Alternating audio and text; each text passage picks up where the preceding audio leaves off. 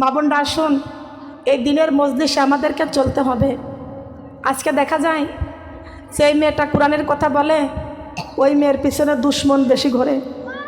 কথা বলেন ঠিক কিনা? আপনি জিন্সের প্যান্ট পরে ঘুরবেন, চুল কাটবেন, বিউটি পার্লারে যাবেন, যাত্রার প্যান্ডেলে যাবেন, আপনার জন্য লক্ষ লক্ষ টাকা আপনার পিছনে খরচ করবে। কথা বলেন ঠিক কিনা? প্রতিদিন যে কোরআন শেখায় তার পকেট যাই ফাঁকা রে, তার পকেট যাই ফাঁকা। প্রতিদিন সপ্তাহে 2 দিন গান শেখায় যে সে পায় 1000 টাকা রে, সে পায় 1000 টাকা। প্রতিদিন যে কোরআন শেখায় তার পকেট যাই ফাঁকা। আছে না? আছে না? আচ্ছা বলেন তো, ইংলিশ স্যারের দাম বেশি না কোরআনের স্যারের দাম বেশি? বলেন, বাংলা টিচারের দাম বেশি না আরবি টিচারের দাম বেশি? খেয়াল করতে হবে। তাই যার দাম বেশি আমরা তার মর্যাদা দিই না। কথা বলেন ঠিক কিনা? না, দেয় নাই এ কথা বললে ভুল হবে, কিন্তু সবাই না। সবাই না, সবাইকে এক পাল্লায় ওজন দেওয়া যাবে না। এটা ইমানের একটা সার্টিফিকেট আছে মা বোনরা, ইমানের সার্টিফিকেট কেমন আপনাদের দরকার আছে না? ইমানের সার্টিফিকেট নিয়ে এখান থেকে যাবেন। এখন শয়তান বলতেছে, আল্লাহ তোমার নবীর পিছন থেকে 3 জন সাহাবী আমি ছিনিয়ে নেব। কার পিছন থেকে? নবীর পিছন থেকে। সে কোন নবী? বলতে আপনার মুসা নবীর 3 জন সাহাবীকে তার পিছন থেকে আমি ছিনিয়ে নেব। কেমনে? আল্লাহ কয় কেমনে? এখন মা বোনরা, এই মুসা নবী তার 3 জন সাহাবীদেরকে নিয়ে পাহাড় দিয়ে যাচ্ছিলেন। যাইতে যাইতে এখন দেখে কি, যাইতে যাইতে এখন দেখতেছে একটা বড় একটা কাশের ঝাড়। কাশে চেনেন তো? কাশে চেনেন? কাশ বন এটা থাকে। এখন পাহাড়ের কোলে কাশের ঝাড়। এখন সেই ঝাড়ের কোলে শয়তান স্বর্ণের একটা মোহর ওখানে রেখে দিছে। ভালো করে বুঝবেন, রেখে দিছে। মুসা নবী বলতেছে, তোমরা 3 জন সাহাবী আমার আগে যাও। এখন আগে যাওয়ার পরে এখন দেখা যায় একজন সাহাবী দেখতেছে কাশের ঝাড়ের কোলে একটু নজর চলে গেছে। এই নজরটা যাহা তাক গেছে তাহা তাক 3 জন সাহাবী দাঁড়িয়ে গেছে। 3 জন সাহাবী দাঁড়িয়ে বলতেছেন, হ্যাঁ হুজুর আপনি একটু দাঁড়ান। তো কি, আপনি আগে যান, আমরা পিছনে যাই। নবীকে আগে দিছে। নবী বলতেছে যে আমার পিছনে যদি সাহাবীদেরকে দিয়ে দিই তাহলে তোরা ওদের ধোকায় ফেলবে শয়তান। তোমরা ডান পাশ দিয়ে চলো, পিছনে যান। ডান পাশ দিয়ে যাবো না, ডান পাশ দিয়ে আপনি একটু আগে যান। ওই যে স্বর্ণ দেখেছে, দেখার পরে এখন বলতেছেন হুজুর আপনি চলে যান, আমরা এখন যাব না। এখন মুসা নবী জানে কি জানে না? বলেন, জানে না? মুসা নবী কার নবী ছিলেন? আল্লাহর পয়গম্বর মুসা আলাইহিস সালাম। বুঝতে পারেছে। এখনকার ওলিরা যদি বোঝে, ওলিদের চাইতে নবীদের মর্যাদা আরো অনেক বেশি। নবীরা হলো নিষ্পাপ মাসুম। এখন মুসা নবী বলতেছেন, বুঝতে পারছেন কি করতে তোমরা আমাকে আগে আগে পৌঁছে দিচ্ছ, আমরা বুঝেছি, আমার বুঝতে বাকি নাই। মুসা নবী চলে গেছে, ঠিক আছে। 3 জন সাহাবী ওখানে দাঁড়িয়ে আছে। একজন সাহাবী বলছে, কিছু দেখেছিস? তো বলে, না তো দেখি নাই। বলে, ওই দেখ ঝাড়ের কোলে কি স্বর্ণ, বিশাল বড়, এত বড় একটা স্বর্ণ। 3 জন সাহাবী ওই স্বর্ণটা হাতে করেছে। হাতে করে নিয়ে বলতেছে, এসো আমরা 3 জন ভাগ করে নিই। স্বর্ণ কয়টা? বলেন কয়টা? একটা। সাহাবী কয়জন? 3 জন। বলতেছে আসো আমরা 3 জন এই স্বর্ণ ভাগ করে নিই। এখন ভাগ করে নেওয়ার পরে এত দূরে গিয়েছে, ক্ষুধাও লাগছে, খাবে কি? 3 জন সাহাবী ওইখানে বসে বলতেছে, আমাদের 3 জনের পকেট থেকে কিছু অল্প কিছু টাকা আছে, তবে দেখা যায় দূরে একটা দোকান, ওইখান থেকে কিছু খাবার কিনে নিয়ে আসো। এই কথা বলবেন না, উত্তম মর্যাদা, এটা দামি কথা বলতেছি মা বোনরা, খেয়াল করতে হবে। আজকে মুসলমান আমাদের ইমান অনেকেই হারিয়ে যাচ্ছে। মুসলমান বলে দাবি করে, নামাজও পড়ে, কিন্তু ইমান সঠিক থাকে না। কিছু ভুলের কারণে এই ভুলগুলো সংশোধন করতে হবে। সাহাবী বলতেছে ক্ষুধা লাগছে, তিনজনের পকেট থেকে কিছু টাকা দিয়ে ওই দূরে দেখা যাচ্ছে একটা দোকান, ওই দোকান থেকে কিছু খাবার সংগ্রহ করা যাক। দুইজন সাহাবী বসে আছেন, একজন সাহাবী টাকা নিয়ে দূরে গেছে দোকানে যাওয়ার পরে একটু খাবার কিনছে, খাবারটা কিনে নিয়ে ফিরবে এমন সময় তখন যেই শয়তান স্বর্ণটা রেখে দিয়েছিল, ওই শয়তান মানুষের মতো রূপ ধরে বলতেছেন, ভাই দাঁড়াও, তোমার সাথে আমার একটু কথা আছে। বলে কি কথা? আমি জানি এবং দেখেছি তোমরা তিনজন মিলে একটা স্বর্ণ পেয়েছ। আসলে কি ও কি দেখেছে জানে না, ও নিজেই রেখে দিয়েছে। বলেন, নিজেই রেখে দিয়েছে। এখন দেখা যায় চমকে উঠেছে, তুমি কোথা থেকে কেমন করে জানলে? বলে আমি দেখেছি। বলে ভাই আমার পক্ষ থেকে তোমাকে একটা উপদেশ দিব, শুনবা কি? কি উপদেশ নিতে হবে? বলে ভাই তোমরা মানুষ হলে তিনজন সাহাবী, কিন্তু স্বর্ণ একটা। তুমি আমার পরামর্শে একটা কাজ করতে পারবে। বলে কি কাজ করতে হবে? বলে ভাই তুমি এই খাবার নিয়ে যাচ্ছ, এই খাবার তিনজন মিলে তোমরা ভাগ করে খাবা। স্বর্ণ একটা তিনজন ভাগ করে নিবা, তাতে কম হয়ে যাবে। তুমি যাতে ওই স্বর্ণ একা একাই পাও এমন কিছু ব্যবস্থা আমি করতে চাই। আমি ভাগ নিতে চাই না, তোমাদের ভাগ করে দিব। তাহলে কেমন করে ভাগ করতে হবে? বলে ভাই আমার উপদেশ যদি জানতে চাও, মানতে চাও, তাহলে তোমার লাভ আছে। এই দোকান থেকে একটু বিষ কেন। কি কেন? এই দোকান থেকে একটু বিষ কিনো। বলে ভাই বিষ কিনে কি করব? বলে এই খাবারের মধ্যে মিশাও। খাবারের মধ্যে বিষ মিশায়া কি করবে? বলে ওদের দুইজনকে খাওয়াইবা, ওদের দুইজনকে খাওয়াইয়া দিবা। ওরা দুইজন বিষ মিশানো খাবার খায়া মারা যাবে, এই স্বর্ণ তুমি একা একাই পেয়ে যাবে। এটা কার উপদেশ? শয়তান। কিন্তু দেখা যায় ও তখন বলতেছে ঠিক আছে, ভালো একটা পরামর্শ পাইলাম, স্বর্ণ আমি একাই পাবো। আনন্দ, দোকান থেকে বিষ কিনে খাবারের মধ্যে বিষটা মিশাইছে। বিষটা মিশানোর পরে এবার বলতেছে তুমি যাও ওদেরকে খাওয়াইয়া দিবা। এইবার তো মানুষ নাই, শয়তান এইবার চলে গেছে, সরে গেছে। আবার ওই দুইজনের মাঝখানে যা উপস্থিত হয়েছে, ভাই তোমরা দুইজন, তোমার ওই ভাইটা তো খাবার কিনে আনতেছে, তোমাদের একটা পরামর্শ দিতে চাই। বলে কি পরামর্শ? স্বর্ণ একটা, তোমরা তিনজন সাহাবী, তোমরা দুইজন ভাগ করে নিবা। ও যখন আসবে ওকে গোলা টিপে মেরে ফেলবা, ওর ভাগ দিবা না, ওর ভাগ দিবা না। কারণ ওই একজনকে তোমরা দুইজন গোলা টিপে মেরে ফেলতে পারবে, ওকে শেষ করে দিবা। স্বর্ণ তোমরা দুইজন সমান সমান ভাগ করবা, তিন ভাগ করা লাগবে না, তিনজন ভাগ করা লাগবে না। ওকে মেরে ফেললে তোমরা দুইজন পেয়ে যাবা। ওই দুইজন বলতেছে আবার কি, ঠিক আছে ভাই তুমি আমাদের এত সুন্দর ভালো একটা পরামর্শ দিলে, ঠিক আছে ও যখন এইখানে আসবে তখন ওকে গলা টিপে দুইজন মেরে ফেলবো।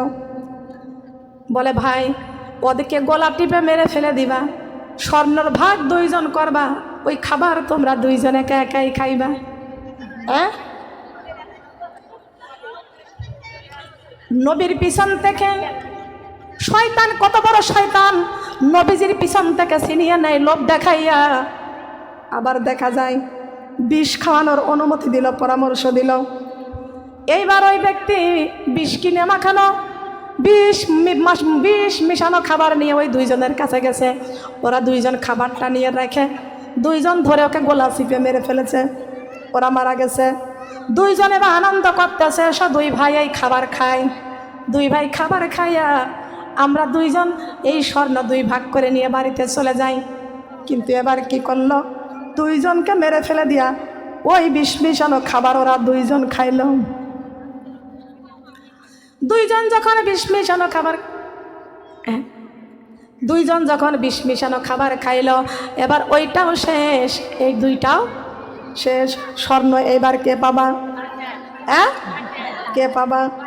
আল্লাহর পয়গম্বর মুসা নবী ফিরার সময় দেখতেছে আমার তিনজন সাহাবী এবার শেষ হয়ে গেছে। হায় রে দুনিয়ার মানুষ, এত বড় লোভে পাপ, পাপে মৃত্যু।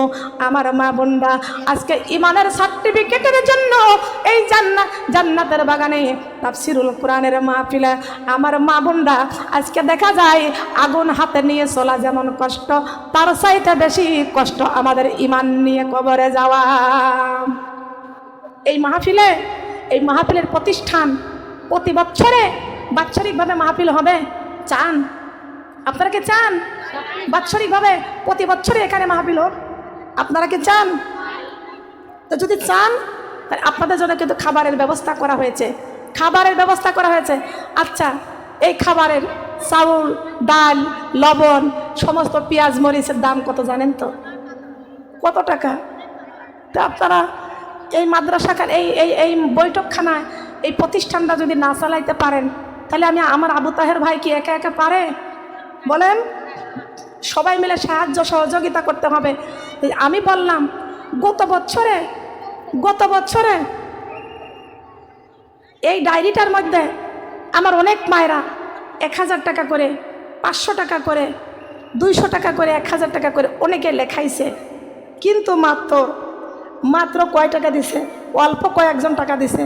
মা বোনরা অনেকেই হয়তো ভালো করে খেয়াল করেন, এই মাহফিল থেকে এই খাতার মধ্যে ডায়েরির মধ্যে লিখে দিয়ে গেছে, বাইরে যাওয়ার পরে বলতেছেন কেন এখানে টাকা দিবি, এখানে টাকা দিবি না, তোর কম হয়ে যাবে। মা বোনরা খেয়াল করেন, আপনার অর্থ দিয়েছেন আল্লাহ, ওয়া তুজাহিদুনা ফি সাবিলিল্লাহ। আল্লাহ বলেছেন তোমার জান আর মাল আমি আল্লাহ রাব্বুল আলামিন দিয়েছি, এই জান আর মাল আমি আল্লাহর রাস্তায় তোমাদেরকে অতিবাহিত করতে হবে। মা বোনরা কে আপনাদের পিছনে ধোঁকা দিয়ে বোকা বানাইয়া এই ডায়েরির মধ্যে আপনারা যখন এই জান্নাতের বাগানে বসে আপনারা নিজেই লিখে দিয়েছিলেন, ও মায়েরা আপনারা জান্নাতের বাগানে বসে লিখে দিয়েছিলেন বাৎসরিকভাবে মাহফিল হয়েছে। এই মাহফিলে আমার মা বোনরা অনেকে 1000 2000 টাকা লেখাইছিল গো মা। আমার মা বোনরা তারা কোথায় গেছেন? আজকের এই সেই ঋণ পরিশোধ হবেন কিনা? হবেন না? সংসারি কায়রা ভাবে গো করিলি না বন্দেগি, কি জানে কেউ উপায় হইবে রে অন্ধকার কবরে রে। ওরে জীবন গোনাই গে এলো রে, বলেন ওরে জীবন, বলেন ওরে জীবন গোনাই গে এলো রে। নিঃশ্বাসের বিশ্বাস কইরা গো করিলাম বাড়ি ঘর, কোন দিন জানি আজরাইল সারে সবই করে পারো রে। ওরে জীবন গোনাই গে এলো রে, বলেন ওরে জীবন, ওরে জীবন গোনাই গে এলো রে। ধন সম্পদের মায়াই পয়রা গো ডাকিলে না মাওলা রে, কে জানি কেউ উপায় হইবে রে অন্ধকার কবরে রে। ওরে জীবন গোনাই গে এলো রে, বলেন ওরে জীবন, ওরে জীবন গোনাই গে এলো রে। বাড়ির পাশে কবর ঘরে গো থাকিবারে পরিয়া, স্বামী বলো সন্তান ভালো রে চাইব না ফিরে আরে ওরে জীবন গুনাই গুনাই গেল রে বলেন ওরে জীবন ওরে জীবন গুনাই গুনাই গেল রে সুদের টাকার পাহাড় গইরা গো ডাকলি না মাওলা রে কি জানি কেউ উপায় হইবে রে অন্ধকার কবরে রে ওরে জীবন গুনাই গুনাই গেল রে বলুন ওরে জীবন কোন দিন জানি আজরাইল আসবে গো খবর জানা না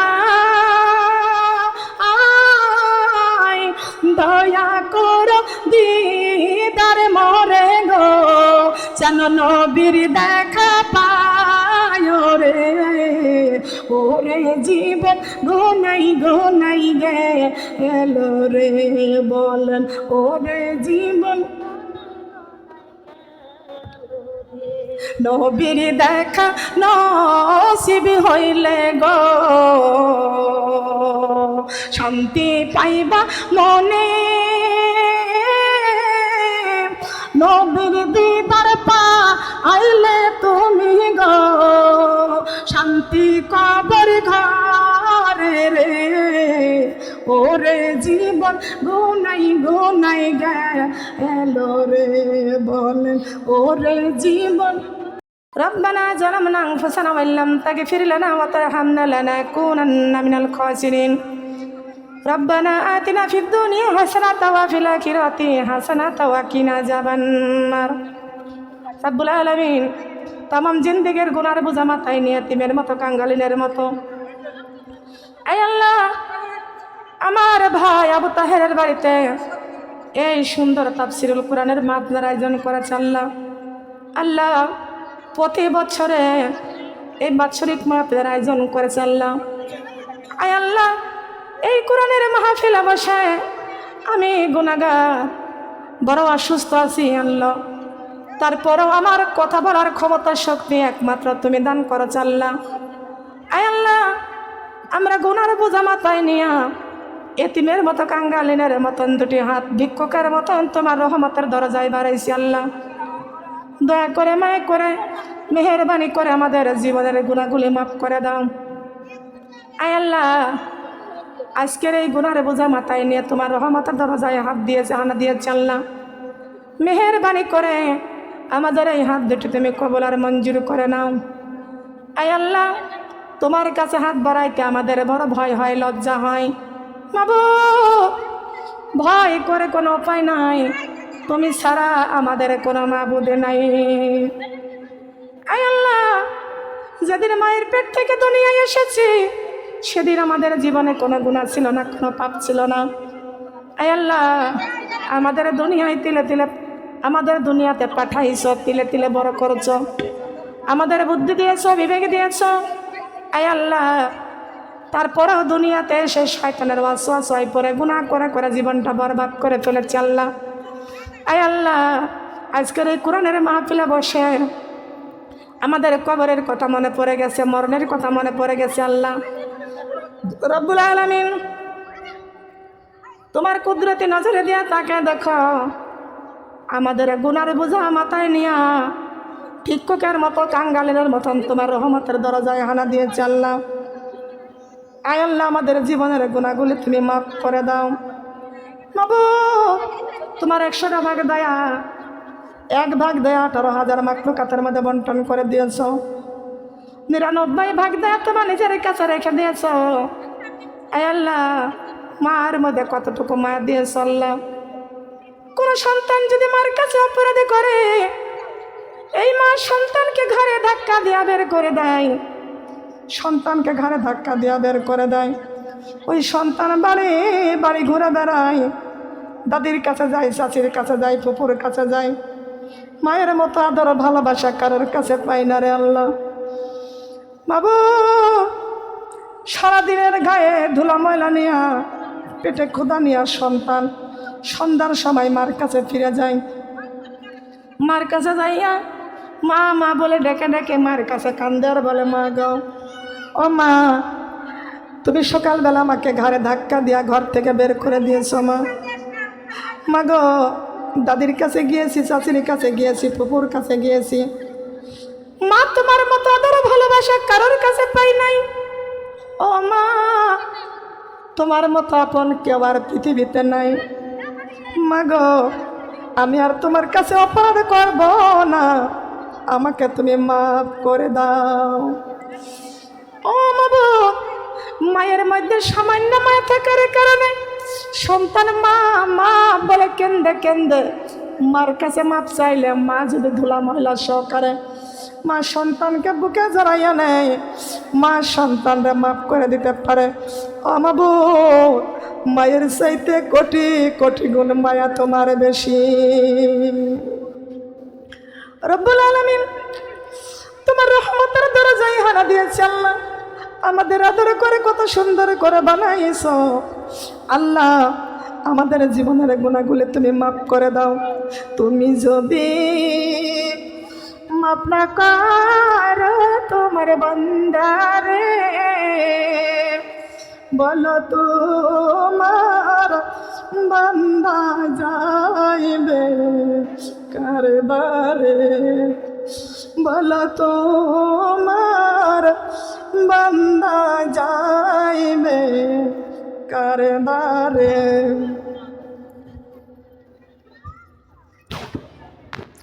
যত গুনাহ করেছি আমরা জীবনে,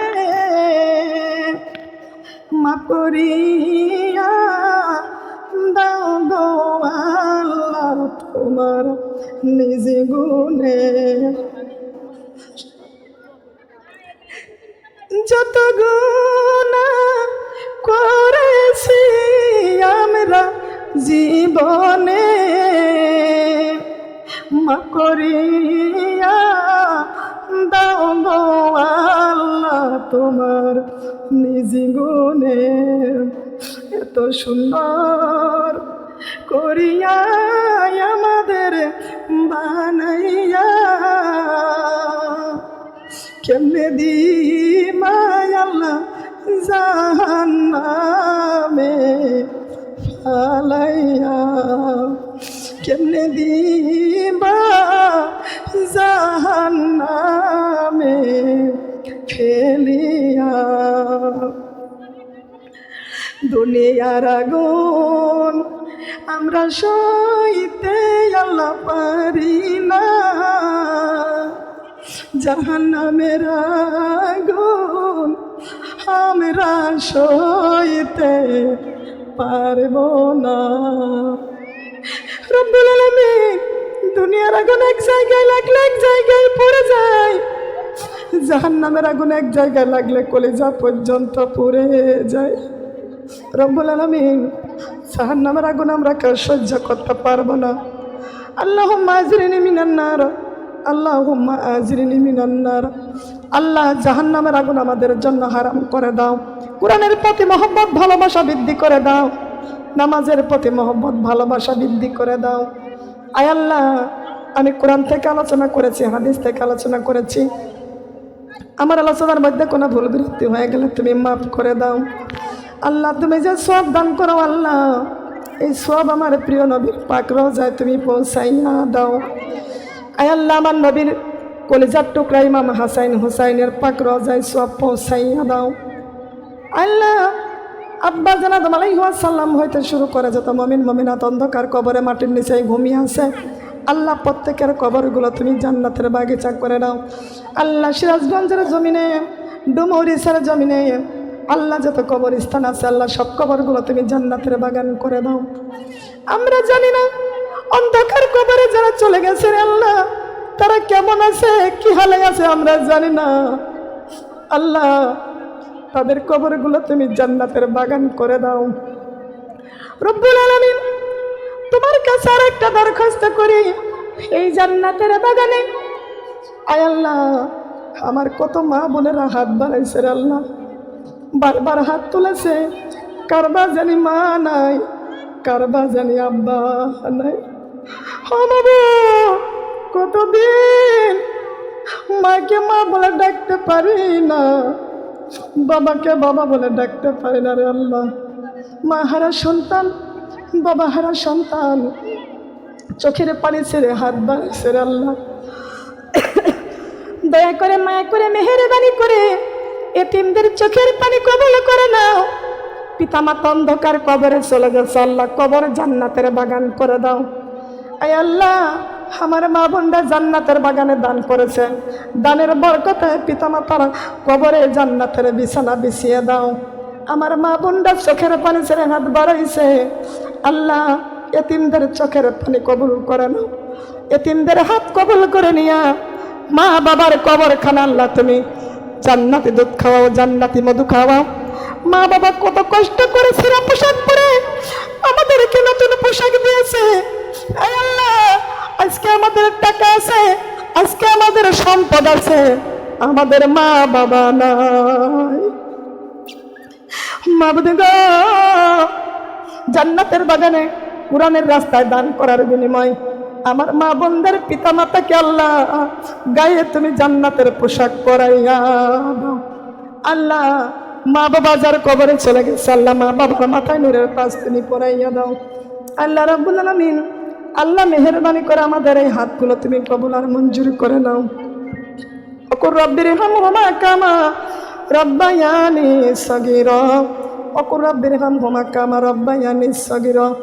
আয় আল্লাহ পিতামাতা আমাদের কোলে পিঠে করে মানুষ করেছে আল্লাহ, তোমার রহমতের কোলে আমাদের পিতামাতাকে তুলে নাও।